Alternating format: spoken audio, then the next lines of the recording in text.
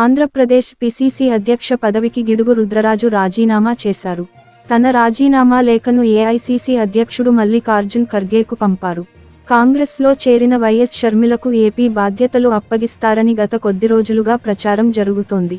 ఈ నేపథ్యంలో రుద్రరాజు రాజీనామా చేయడంతో పిసిసి చీఫ్గా షర్మిల నియామకానికి లైన్ క్లియర్ అయినట్లు తెలుస్తోంది.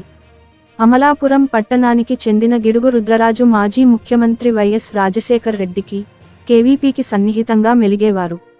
2005 నుంచి 2007 వరకు వైద్య ఆరోగ్య శాఖ ఇన్ఫ్రాస్ట్రక్చర్ డెవలప్మెంట్ చైర్మన్గా, 2007 నుంచి 2011 వరకు ఎమ్మెల్సీగా, 2012లో ఉత్తరప్రదేశ్ ఎన్నికల పరిశీలకుడిగా వ్యవహరించారు.